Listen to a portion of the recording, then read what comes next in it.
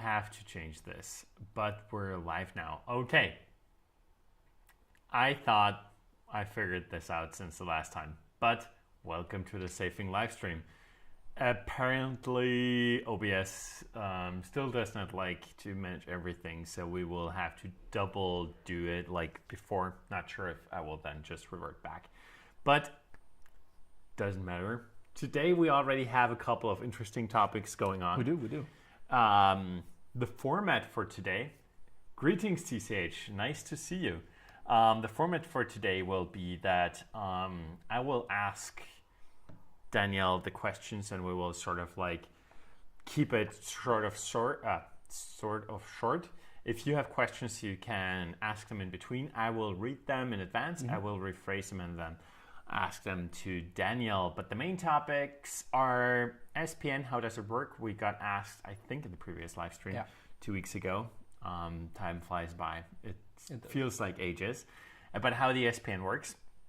We talked about this in the past, and there's a lot of stuff out there, but we figured, well, if we already got the question asked, then let's just answer it. We can go through it quickly, cover some basics. Yeah. Exactly. And I guess person on the Discord who I cannot pronounce the name because it's characters I don't recognize, asked about plugins. We will talk about plugins as well.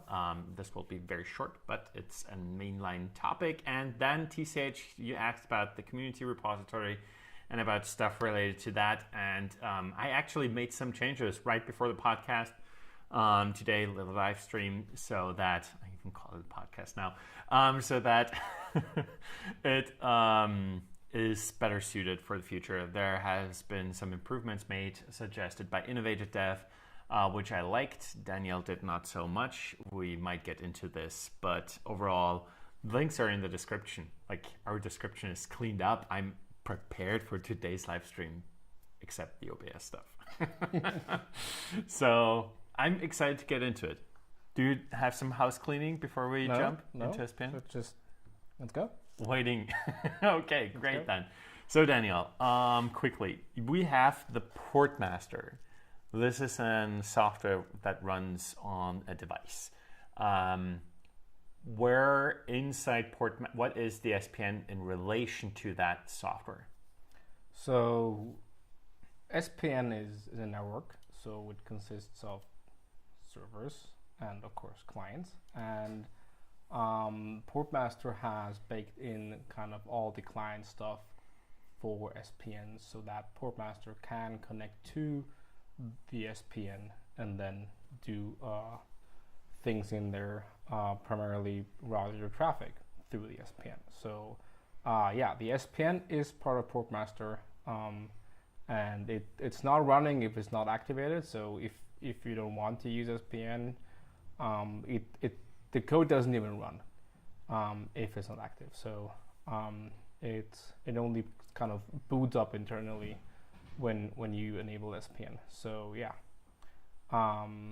that's the relation between Portmaster and SPN. Also, kind of they work together really well, as Portmaster is a firewall, and so it can take care of all the leak prevention and stuff. So we don't even need something like a kill switch, because Portmaster is a firewall anyway, and it takes care of everything and make sure everything goes through the SPN and where it should. So that's a really, really nice kind of symbiosis here. That's true. Yeah, super cool. So, and then on the server side, you said, well, on the client is the same. So there is basically no changes. There is extra code that is running, but the connections themselves, like what I'd like to say to people is, if Portmaster runs on your machine, SPN will run as well. If you have issues, typically they encounter before you enable the SPN. There can be some destination site issues that come up. Sometimes they don't like server IP, so they block them. And we actually have from Elite a question which is interesting as well, but I get to that question later. But typically on your device, if you have compatibility issues, they should not increase when you enable SPN. The most common issues will be with Portmaster, not SPN. So of course there could be things that don't work with the SPN. For example, the SPN is a layer 5, so that's quite technical, but OC layer 5 means it's above the transport level, which means we currently don't support connections that don't have stuff like ports. Like if you want to ping something, you currently can't ping something through the SPN because it doesn't have enough identifying information for us. And we might find a way to improve this in the future, but right now we don't support that. But for the kind of the most common issues are all kind of Portmaster related. So it's very niche if you have like... it's pretty niche. So normally like if Portmaster works great for you, then SPN will too. Yeah, if you don't know what a ping is, or if you never used a ping, no worries, all's good. Yeah, exactly. And ping is of course a very small program-ish, but it's like it does not... so for regular use, that's basically the same thing. Yeah, and of course, as you said, there could be things on the server side and the destination side. So maybe there's some issues with how the server constantly expects connections to be. Maybe it expects kind of things to come from the same IP or country. Yeah. And now we get into the technical details about how SPN works. And maybe let's get into that.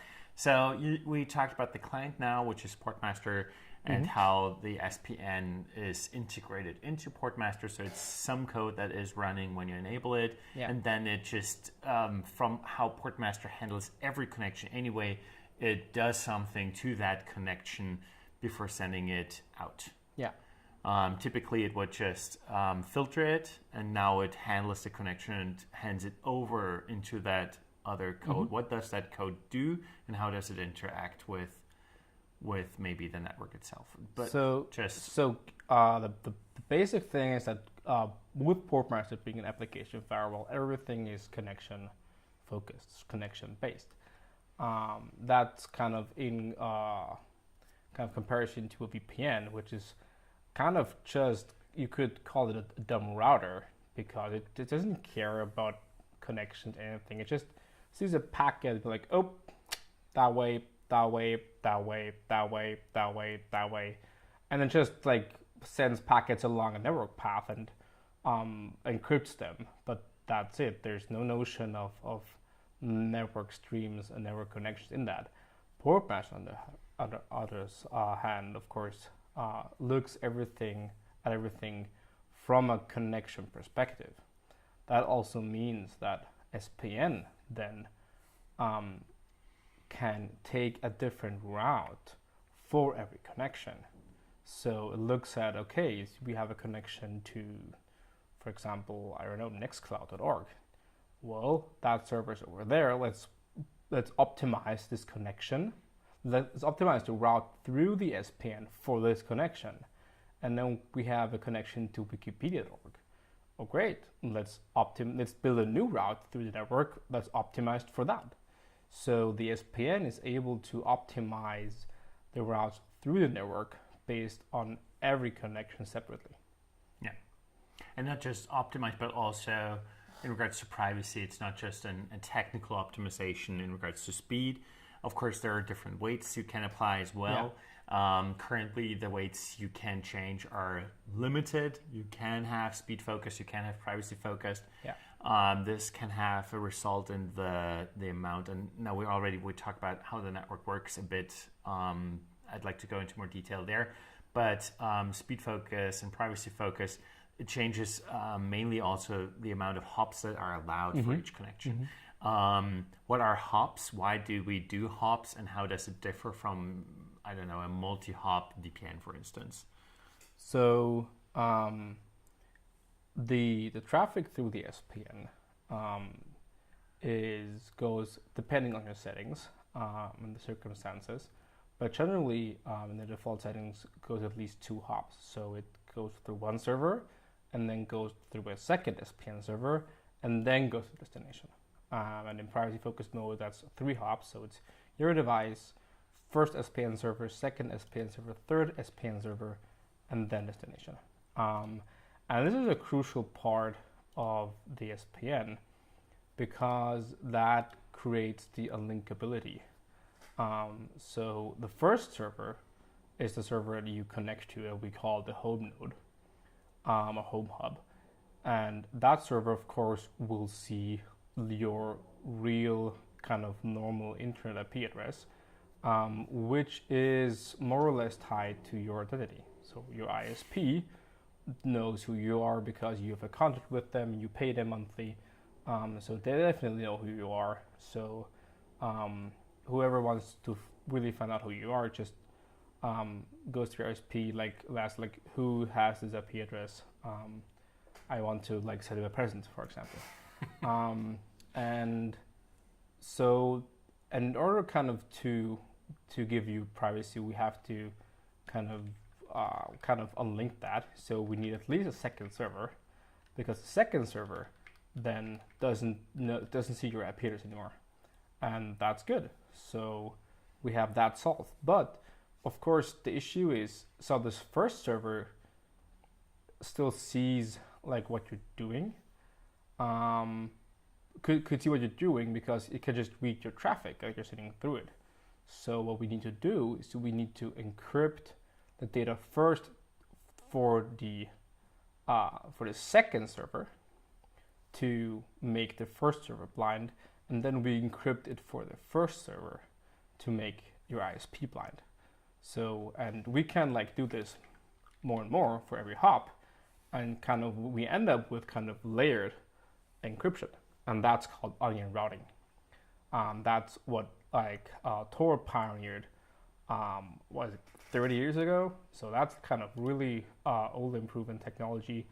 It was actually patented by the U.S. Navy, and then they actually let the patent run out. So that is now a public knowledge, not public good. So that the just layering encryption for different nodes.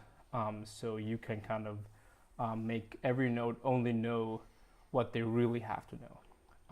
And so if you compare it to VPNs, and just to quickly jump in here, we are not compatible with Tor. Mm-hmm. Well, our encryption is different, and how we handle traffic is different. But because you were mentioning it, Tor typically handles all the routes. They don't care about the different connections either. They tunnel everything through the same. Well, it depends. They're different, depending how you use Tor browser, Tor system. It's complicated. Exactly. But SPN is different. It's just from a technology, how the technology works, that is similar. But we have different improvements. The core idea works. Exactly. We have different improvements. What we know about nodes, how you can decide what nodes to use. We have concepts of trusted nodes and public, community nodes and so on. Yeah. Meanwhile, we don't have stuff like relay nodes, what Tor has. So it is. We don't have a darknet. We don't have a darknet, and stuff like that. So it is different, but you're right. Comparing it to Tor in that regard is helpful. Yeah. But but we wanted to.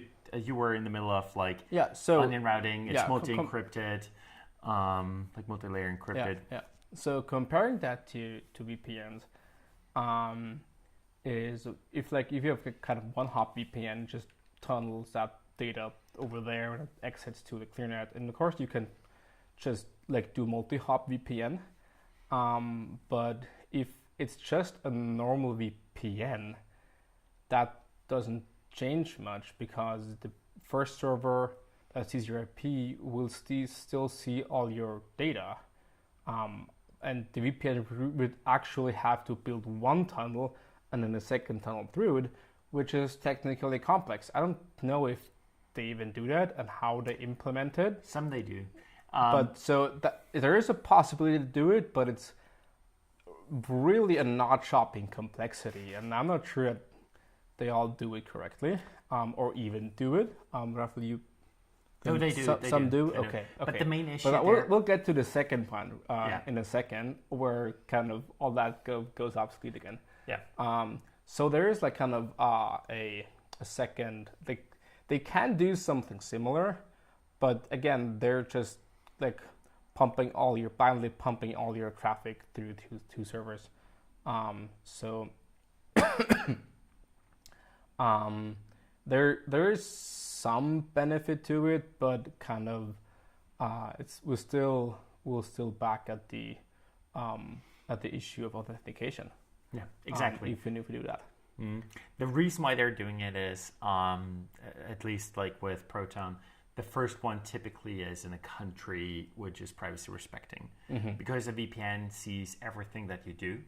They are very vulnerable to traffic analysis attacks and so on. So if the server is in a jurisdiction where the ISP of that server sees the incoming and outgoing traffic, and we have a cool Wiki page where I have a package where you clearly see what is inside the package, even though it's wrapped. And this is basically with encryption. Like if you watch a stream, each packet, because the VPN doesn't change packet sizes, it just layers onto it some encryption, you can see that packet going in and out. So you can follow that packet super easily. Really easily. Yeah. And you don't even have to hack the server. Like just the ISP of that data center sees the packet encrypted going in and sees the packet unencrypted going out, and it sees the IP addresses on both ends. So traffic analysis is fairly easy. So what they do is they have one of those servers in a privacy respecting country or more privacy respecting, where you can assume that the ISP is not allowed to do stuff like that, and then go into the destination country where you actually want to go. Okay. So this is the use case for it, and there is some privacy. Like it is better than nothing, I'd say. Yeah. You're right. Increasing complexity, increasing stuff like that. This makes it harder and less useful.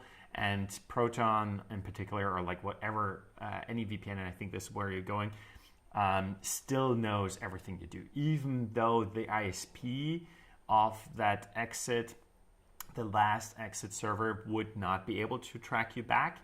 Proton still can. And the reason for that is, I assume you were talking about, you have to authenticate to the last server. Yeah. Authentication. VPNs are designed for business solutions where you have to know that the person connecting to your server is authorized. Yeah. And so authentication is baked in very strongly. WireGuard in particular. VPNs are virtual private as in private property. Yeah. Not private as in private shower. So there's a difference in kind of what type of privacy they mean. It's a private property, which means it's kind of secured by encryption. Yeah. But it doesn't hide any of the metadata and all that stuff. And it's really built for businesses to connect networks. Yeah. Also in both ways. So that's also something interesting also for VPNs. Like how do they secure that? Because a VPN is always two ways by design because it's a network. And so you have to add safeguards afterwards, kind of patch on stuff kind of to make it useful for the privacy use case that probably everyone here uses VPNs or used VPNs for in the past. So authentication. Yeah, and this is actually like MatLad just asked a question which is related to this. MatLad asked, why do we have plans for stage pricing where you, for instance, have less speed or have less, fewer hops or something? This is difficult for us because and I'm sort of like jumping into the topic, but we disassociate authentication from authorization.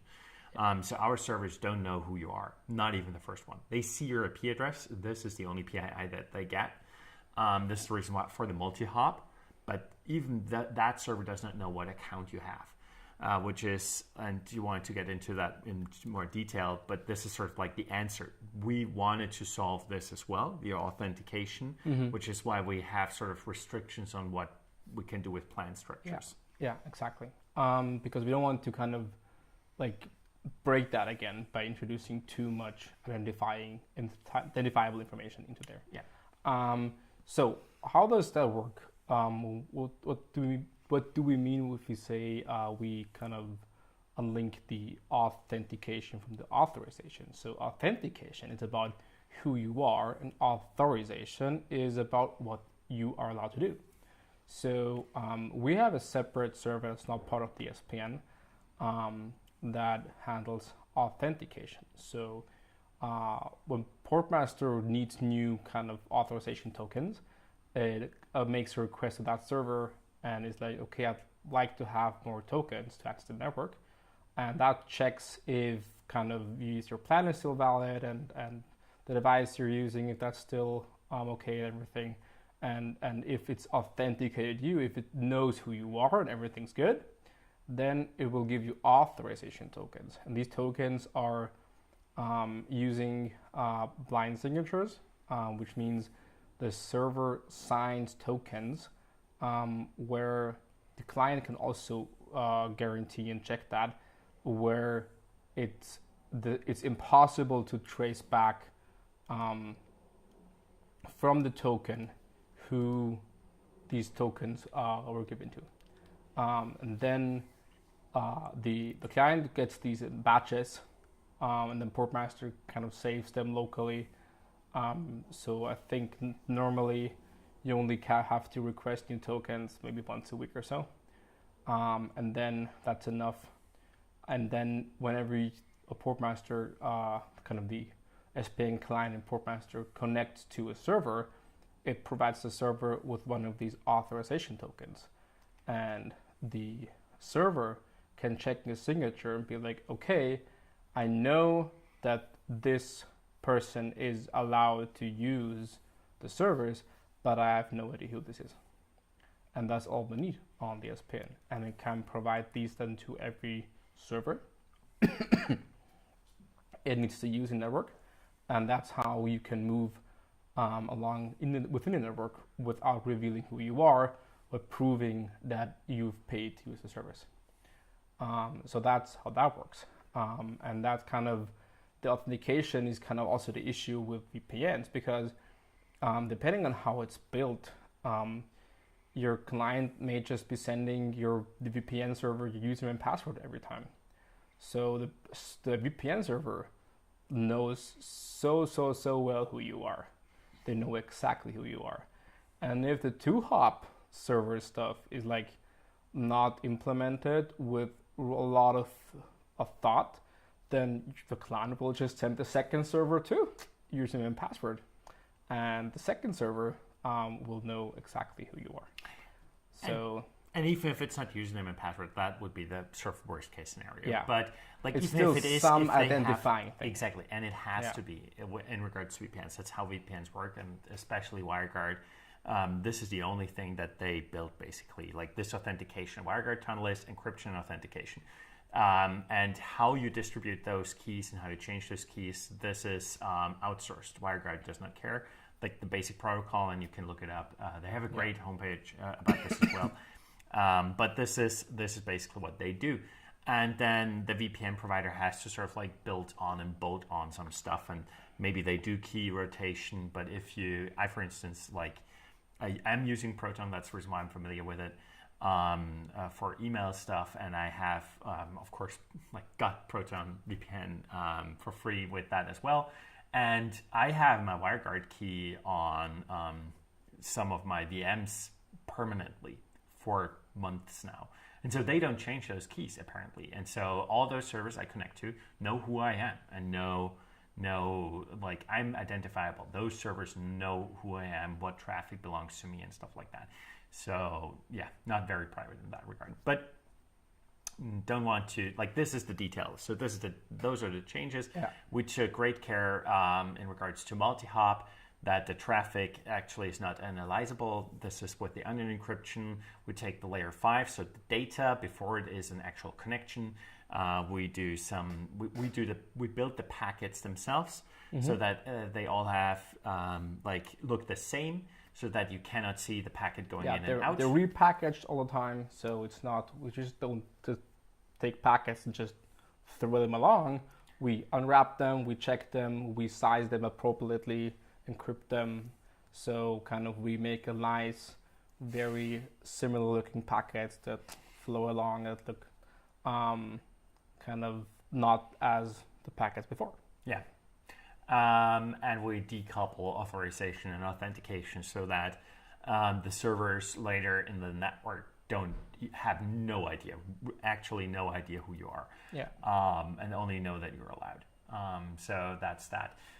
Cool. We have a couple of more questions regarding SPN, so I hope I already answered Madlad's questions. But Elite asked earlier in regards to some issues with servers, and I don't want to go too deep into this. I want to address it. Thank you for asking those questions during the live stream. But I think from a technical perspective, TCH was right. Discord would be the better place. But the question was in regards to why are there fixes, or do we plan on having a better compatibility in regards to gaming servers not showing up in server lists and so on? I guess I just quickly give my theory here. Sure. I'm a gamer as well. Some game servers just use P2P, and it's only a relay thing. It's hard to say. I'm gaming through the SPN on most cases, and there is no issue. So I'd say there is not an built-in issue in SPN with everything gaming, and you would have to look into your specific application and why it might be blocking. Typically, you should see the connection Portmaster. If you don't see the connection Portmaster already, you have an issue unrelated to SPN. Then you have an issue related to Portmaster, and Portmaster probably having some conflict stuff. I know in the past, way past, like over a year ago, we had some easy anti-cheat issues. Easy anti-cheat just is cancer, but it's resolved for the most part. So my games, which are with easy anti-cheat, work. But I heard that some EA games might have issues. But as far as I can tell, like Battlefield 2042, I think is EA as well, and I think it works. Not sure though. I didn't play it, so I have no clue. But I know people who play it who are running SPN. So please, Elite, send a ticket via the SPN, via Portmaster while SPN is active and while you have the issue. Yeah.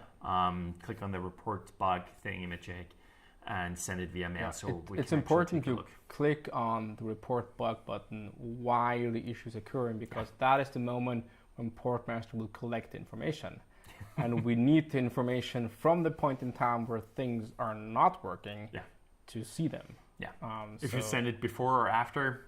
Yeah. You can, like, if there's an issue even with that kills, like, worst case your connection, just go to the GitHub page in the app, press on report bug. It will then collect the data, and then you can disable the SPN and then send the report, because the data will still be from when you clicked the report bug. So that's how we can get the right data to actually look into this. Okay. Before we continue with the next mainline topic, Rory asked a question about like funding and how everything is going. It's going well, I think. We have not updated the blog post, but we have updated the thing in Portmaster. Yeah. We have had, like, we rised from 63 to 66 and now 77%, something like that. So almost at 100. And it's like, well, almost 100. Still 25% to go. I know. But it is growing. And it's looking good. So from our perspective, this was a call for people who have been on the fence to sort of like contribute back. We want to give privacy to everybody. That's part of the reason why Portmaster Free is free. That's our mission. But if you can afford to support us, that's why we started communicating better that. We would have to further size down. We have had a bigger team in the past. We have sized down over the last year due to multiple issues, but yes, funding has been one of those as well. And we are looking to stay at the size which we currently have. We are 3 people, and maybe, hopefully, if we go beyond 100, and this is what it says in the blog post as well, hire additional people for stuff like Android, for stuff like iOS. Maybe that is the same person, who knows? Yeah. But we will look into getting more people if we go beyond 100%. But it's looking good for us from the runway, which we still have, from the money which we still got, and stuff like that. I'm not worried. That's what I'm saying. Yeah. So from like for anyone who doesn't know like what this number means, so we're now at 70%. That means we can pay 70% of our bills from the revenue within the last 3 full months. So that means in September, October, and November. In these 3 months on average, we were able to pay 77% of our bills, so from revenue. So that's a nice growth here. Went from 62 to 77. Things are improving. That is great. Especially also with the video that came out 1.5 weeks ago, right, on YouTube. No, longer. 2.5? I think it was. No, we addressed the video, I think. That's true. In the last live stream, so it has to be 4 weeks ago. Yeah, 3 weeks ago. 3 or 4 weeks ago. PC security channel. Yeah. So that was great. Getting a lot of people from there, So if you have the chance to like tell your friends about Portmaster, please do so. We love providing privacy. We love giving privacy for free. Yeah. But we also love to eat and sleep under a roof. So that's true. Rory, thank you for asking in regards to donations. I think there's a link to our Open Collective below. Open Collective, of course, is open, so the money in there will stay in Open Collective for the most part. We're looking into investing the Open Collective money into different applications, maybe hire somebody for that specific topic. Mm-hmm. So if you're interested in us, you see the features down there in developing something like that. For instance, one of them is automatic detection of network scans. Mm-hmm. This is the one that I can recall. There are some other stuff in there as well. Features we would love to do, but which would be financially not feasible at the moment. So you can donate towards something like that. And then if we would hire somebody to do that, they would get some of that money. We would still take, I think, a 30-ish% cut for the review and for the deployment and the continuous support. But this is how we intend to do so. If you want to donate to us directly, like without it going through Open Collective or something, consider buying another year of or GitHub sponsors is still active, right? GitHub sponsors works as well. GitHub sponsors works as well. You can put it into GitHub sponsors, get a nice badge there. Also, that's true. GitHub sponsors, that's directly to us as well. That's not pooled anywhere beforehand. Those are the two ways.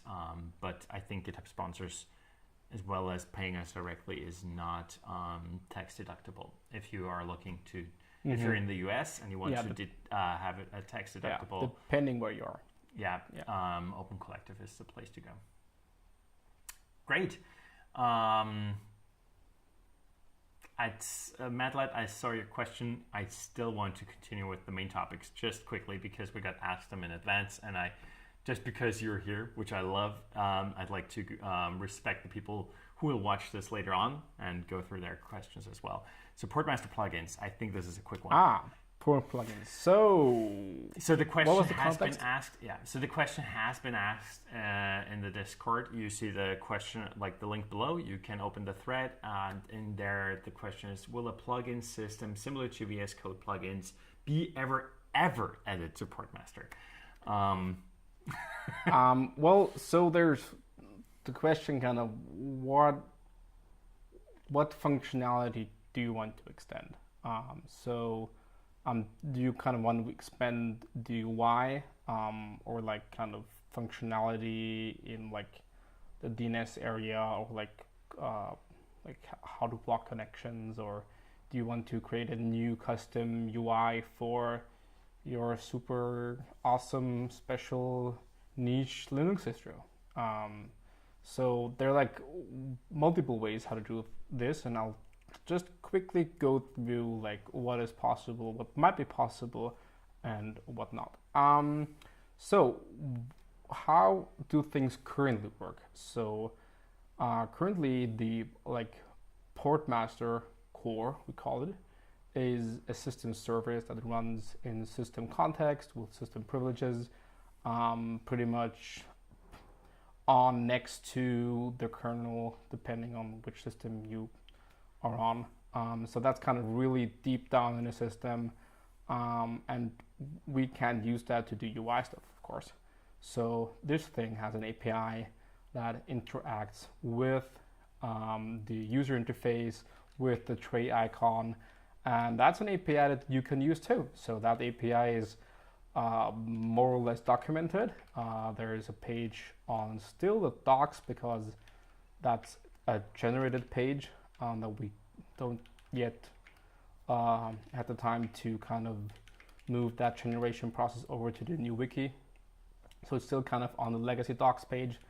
And you can use that API to actually build custom UI elements, or like just other analysis tools. You can subscribe to a feed of connections and list them somewhere, or like all sorts of cool things that you could do with that.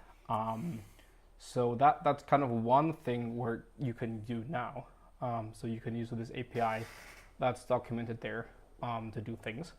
One other thing we are working on, not actively, but kind of when there's time and so our coworker Patrick, the third one that's not here, because he mainly works remotely from home, somewhere else in Austria. He built a plugin system, and we're working on how to kind of what the best way forward is to integrate that, and how configuration looks like, how do we safeguard this and all that stuff. So there are still open questions, but there is kind of a prototype that's not in any release of a plugin system, and that plugin system actually does plugs functionality into the core service. So there you could kind of add a custom function that influences how Portmaster decides on connections, or you could plug in a custom function that does DNS resolving in a special way for your special service. So for example, I forgot what the current most hyped blockchain-based DNS thing is, but I think Namecoin is a big one. You could like implement a Namecoin client and plug it into Portmaster, for example. So there's like a couple things you can do. You will at some point be able to do with that, but we're still figuring out how to do that securely and kind of in a good way. So that's something we're not looking at and probably won't have is kind of a UI plugin system. So we kind of where you would not in the near future kind of add pages or something to the UI. That's just too complex and out of there. The UI is like already really complex as it is. So I don't think that will happen, but we have the API, so you can just build a separate UI for your special use case that kind of runs next to it. So that's totally possible. So there are a couple ways right now already that you could develop something for Portmaster, and there will be a lot more in the future.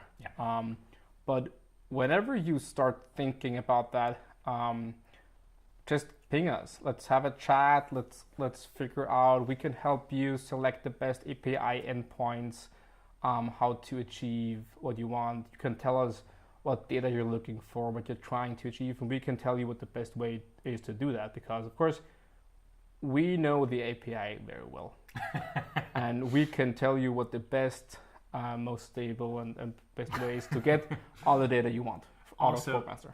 Also, what will change within the next year, exactly. Probably. We can also tell you what you shouldn't be using, because that will go away soon. Yeah. Won't be a lot, but some things will probably change in the future.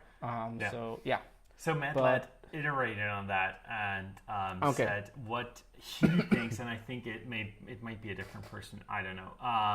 But what Matt Ladd said was a plugin system can, of course, sort of like allow us to focus on stability and security and building a great base, and then allow others to do custom theming or other like add-ons to this.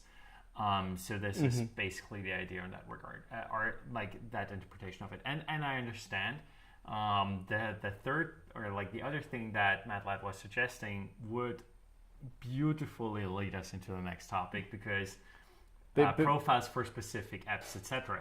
Before you go into that, let me just like also react to that comment. Sure, please do. So the thing is with theming. With plugins, as okay. Theming is very UI. That's I don't think there's a way to do theming with plugins really. Maybe there is, but that could kind of be a UI thing that that one could solve maybe in somewhere out there. The thing is that I feel, Matt, what you suggested was kind of contradicts itself, because you said, like, of course it democratizes the ability to add features, but actually, like, the more extensible something is, the more complex it becomes, and the more unstable and insecure it can become through that process. And that's, for example, the whole thing, what kind of Apple is trying to protect with their App Store, for example. For example, Firefox, I heard a really interesting, I don't know what it was, a podcast or article about crashes in Firefox, and they say like pretty much all crashes in Firefox happen because an antivirus thinks it's a good idea to inject functionality into the running Firefox process to make it more secure. Well, didn't work out. So kind of the plugins do raise complexity by so much, and it will become super hard for debugging, because there are like so many more moving parts in that that can change in different versions. And if we build one version, we know everything fits together. And if you kind of start combining this core version with this plugin version and this plugin version, like, things go south really fast. So we have to be careful, like, how to always keep an eye on stability and be sure that this works together well. And that's also kind of one of the things we still need to work through with the plugin system before that gets merged and added to Portmaster, how to like make this stable and secure. Yeah, and if we have the size of VS Code available, like the VS Code team, different things will be possible. Yeah, then we can look into this, absolutely. But this we will need a lot more funding for that. In regards to maybe then, let's move on. Sorry, we're live. Let's move on. The next topic would be community repository, and TCH is already in the chat, and he brought up that question. He wanted to sort of like, we're not going to discuss the pull request, but we talk about what our vision for the Portmaster community is in that regard. So there is a link in the description. I think I made sure that it is in there, but I will check. Otherwise, let me know. We have a new GitHub repository where we are actually sharing profiles for applications. So what Matt Ladd was saying in regards to having like it more democratized, that everybody can share their best profiles, that's already a thing. If you have a very cool profile, if you have like tweaked it so that only the connections that are required are allowed to leave, share it with the community, share it in that repository so people can find it. Innovative Dev, not sure if he's watching, but he actually made suggestions to how to structure it a little bit better.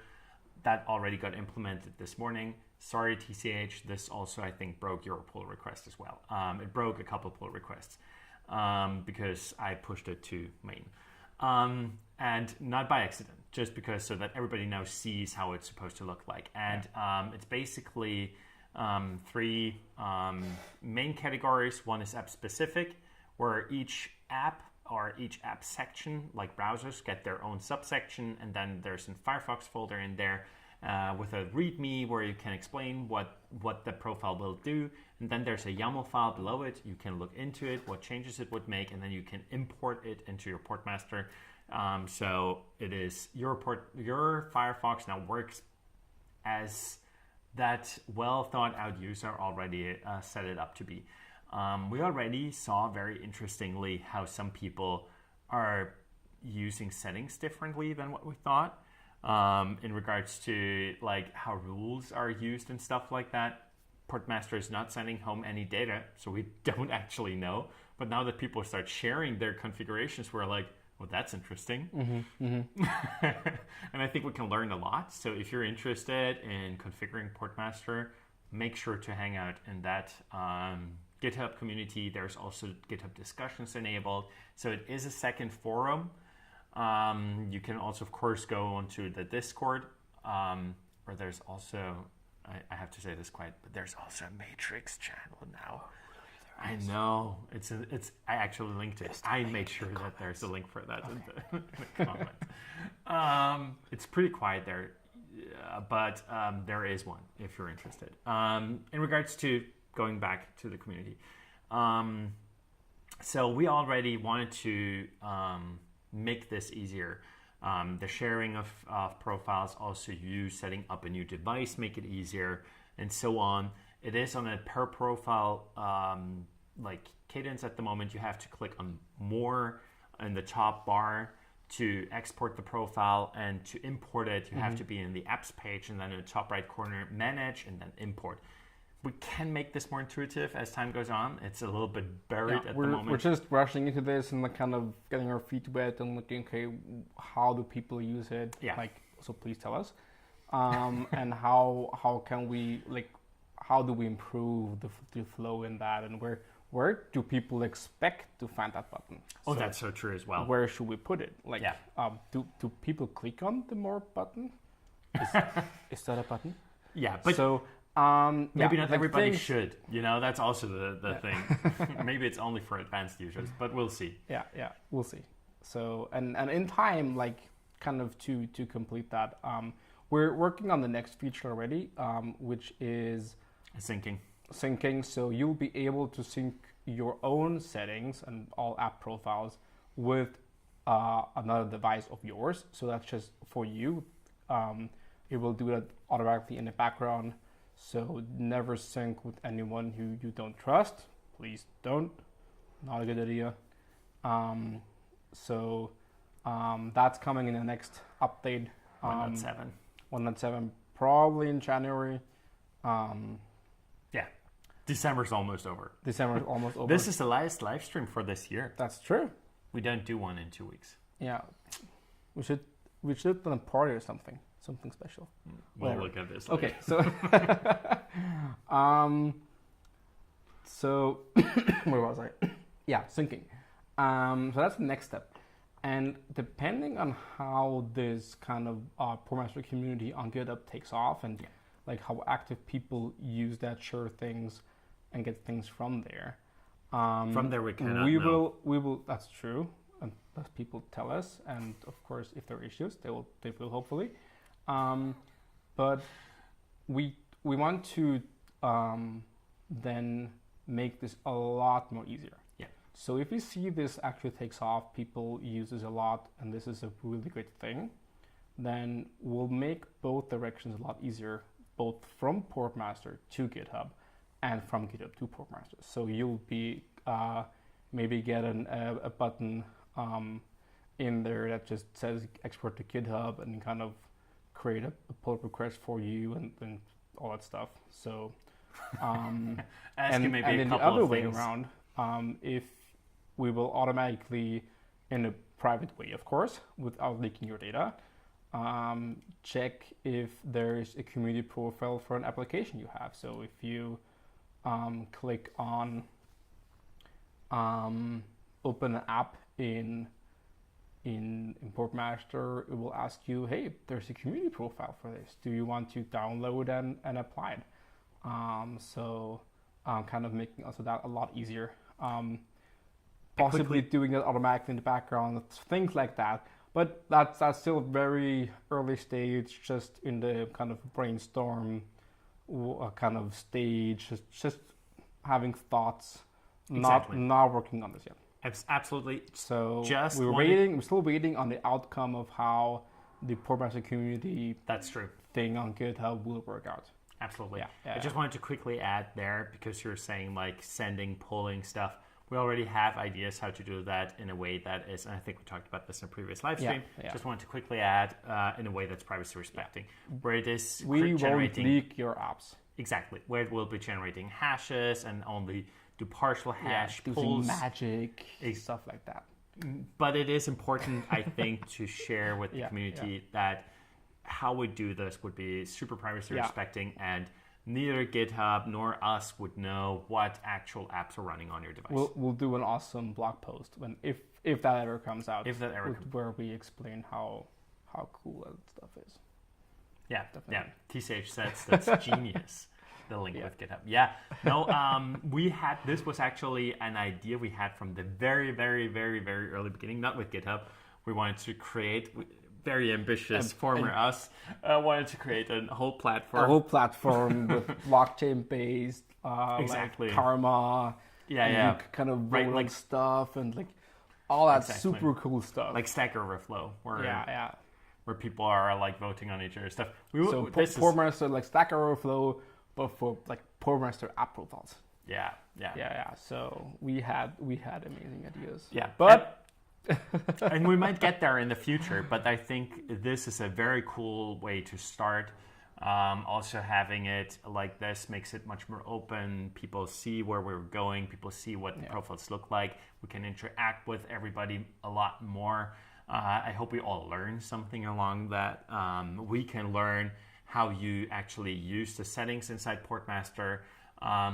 Daniel, for instance, reminded me, because I always like to tell people what rules to set, that the rules typically are an advanced feature and that there are buttons above it.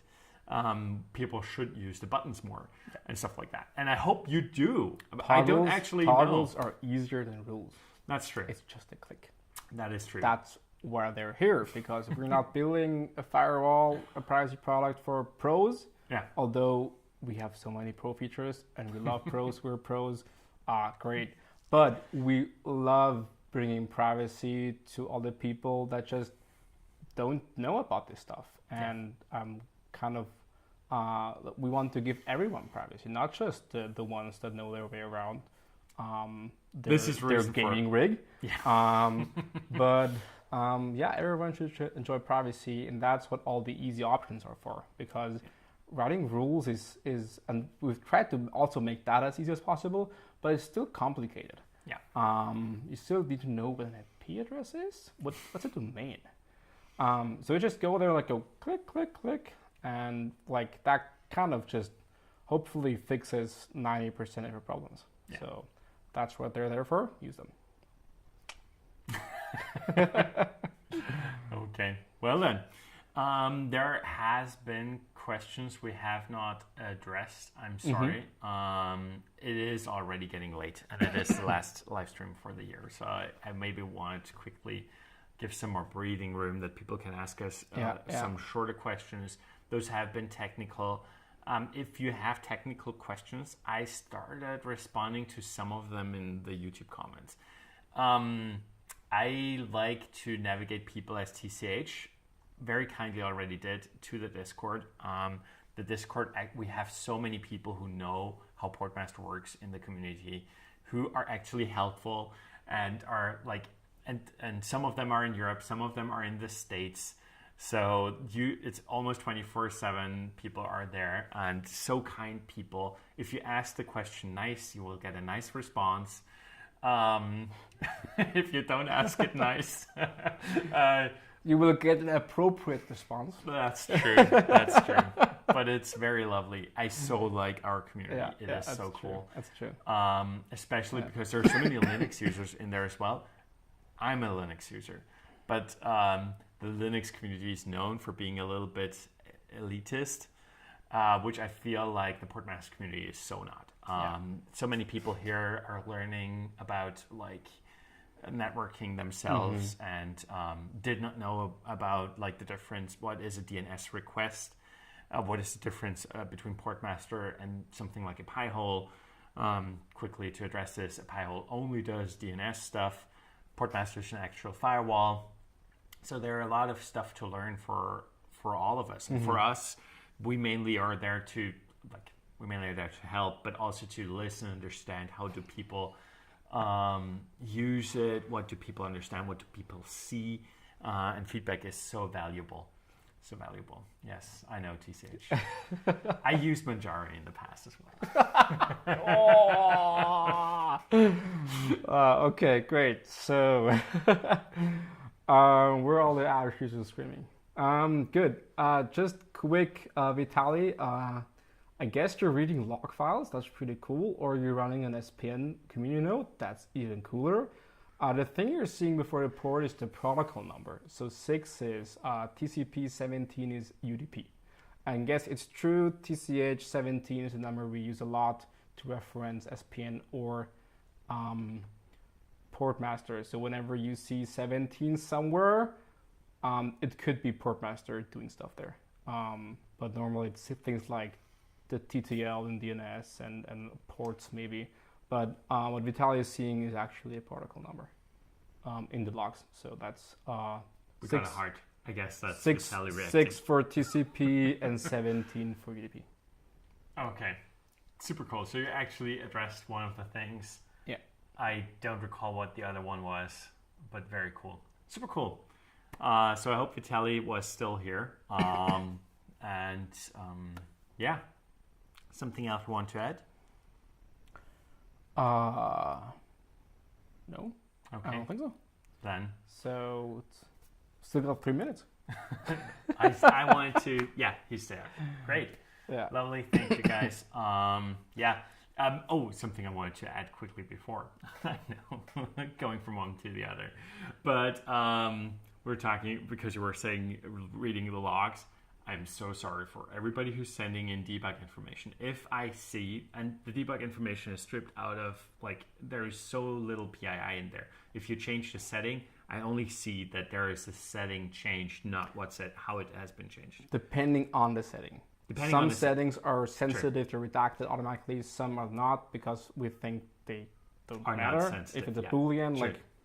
But if I see expert level stuff, like if it's set to expert, the level in Portmaster and stuff like that, I am developer mode and stuff like that. Exactly, and I see that this is one of the things I see, and then I see 100 changed settings, not literally 100, but figuratively.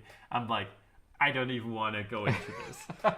You made changes to Portmaster. I cannot even start, and with plugins, I'm scared this will be much more like this, and I'm like, I can't even.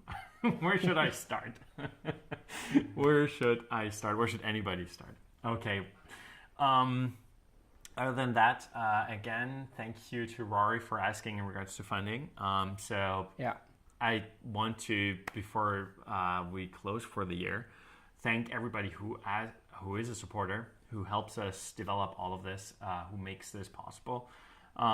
We have seen a lot more also on the Discord. Like, there are so many blue number names already. Really cool. So cool. Thank you everybody who is contributing. Also, we see, of course, like all the traffic in the SPN, like the numbers, how much the servers are utilized at the moment. So cool. Again, we cannot... Yeah, also like all the community node so many community nodes coming in. More and more coming. Like soon we won't have the majority anymore. That's really cool. Looking forward to that. Yeah. Do you quickly want to say, do we already know? Like, we pushed 1.6, the update, how much terabyte of data has been pulled? I think we're almost at 10 terabytes. 10 terabytes, of update data we pushed over the last This week, yeah. This week, 10 terabytes of updates, yeah. So it is a lot. It is, like, there are so many people out there who are using Portmaster, and it's so great. We don't know actual numbers, we just see traffic. yeah. And kind of from the size of the update, we can go like... Yeah, but it is growing. Yeah. That's what we see, and this is so cool. Yeah, definitely. Also, the live stream is growing. We're more people than That's true. Typical, which is so cool. And yeah, Madlat said, thank you for Safe 2023. Yeah, and thank you for helping us. That's what Safe thing is about. Thank you for Safe 2024. Yeah, so many thanks for all the people who have helped us throughout the year and all the contributions. I think if I would say do what are the calls to action? Export all the cool profiles which you want to share with the community and share them with on the GitHub. It is easy to read. It's a YAML file. You see it before you save it. You can open it. You can make changes to it. Please, if you make changes, delete the key at the bottom. But I will let you know. But share it with the community. It is easy to do. It is click more, click export profile, super cool. Look into the profiles. Maybe you find something that is useful to you, with some interesting settings you would have never thought of adding. Some of the stuff that we saw was people trying to make stuff work and then open up stuff in Portmaster and don't close it. We actually gave feedback on some of those profiles. So the profiles that are in there typically should be good. We try to, it's a two-person review situation, so two people will have looked at your profile before it is submitted. And the idea is that we don't have to be involved. Yes. It's not something that like we want to like have our like pause on all the time. I think TCH is already a moderator. Yeah. So whenever you like start contributing there, we'll actually add you as a member to the Portmaster community, and also like depending on like how active you are, also like give you moderator rights there. And then as soon as there are like two other people that went like, yeah, that looks good, then you can as a community just like merge that yourself and kind of be in control of that. And it's our plan that we'll help to kickstart that community, of course. We have to. And we'll kind of give you the stuff you need for it. But we hope that this will actually start like growing by itself, and people will start doing lots of stuff there without us intervening. So that would be great. I'm looking forward to waking up in the morning and seeing 10 new community profiles just there by itself, kind of uploaded, reviewed, and merged. Exactly. All over that. Exactly. That'd be great. And so the main topic there is we don't want to be gatekeepers of any sort. This is the main thing. Want to get out of the way. Portmaster is open source. The community should be run by the community and stuff like that. So it's not that we don't want to help. It's that we don't want to be gatekeepers or bottlenecks or something like that. This is the main idea. So upload the cool stuff, get involved, download the stuff that looks interesting to you. Just give it a try. You can revert everything back, no permanent changes. So there's always the revert to global setting. Exactly, or just delete profile, and then it will recreate the default profile. You can export yours, import the other, and then you figure your stuff out. And the third one is please tell people about Portmaster. If this is something that helped you, help others, and if you like what we do, consider supporting us financially. Consider supporting us through a subscription, or as Rory, thank you, suggested through GitHub donations or the Open Collective. But that helps a lot, and I feel like we are almost at the 100%. Like with I know you said we'll see how the next rounds go. We do have a spike now from the video, so that's true. We don't know how many people from that will stay and how that impacts growth. It's just really, really hard to forecast anything. That's kind of the main thing we've learned really last year. you just can't forecast. You You just have to like take whatever comes and Exactly. be happy. But that makes us more thankful, I Yeah, guess, as well. Definitely. That makes us really, really, really more thankful because we know we cannot take anything for granted in that regard. And there has been so much help over the past year. Mike J also very active. Thank you, Mike, for all the help and support we got from you. Yeah. Great. Well then. And we're really excited about next year, and I really love what we've planned for next year. And we talked a little bit about that last episode. That's true. Go back and listen. And so we're looking forward to all that cool stuff we're going to be working on. Looking forward to stabilize the company. Yeah. Looking forward to hire more people. Hire an Android developer to get going, to get that out the door properly. So there's so much cool stuff that we want to do, and so much looking forward to next year and what we're gonna do there. So I'm excited. This is gonna be really cool. So I'm excited too. Yeah. Again, we will be off the next couple of on and off the next couple of weeks. So expect a bit less interaction probably. Yeah. I mean, I kept on saying the reason why we are on Discord is because I have Discord open anyway. So expect me to swing by on Discord, but not be on a computer, probably on the phone or something. Other than that, Hunter already wrote, wish us a happy Christmas. We wish you a happy Christmas as well. Merry Christmas. Also, Happy New Year. The next live stream will be January 7th, I think. It is actually in Portmaster. We wrote it in Portmaster into rotation. There's one in December and then the next two for January. And see you in 2024. See you then. So much looking forward to that. Bye. Have a good one.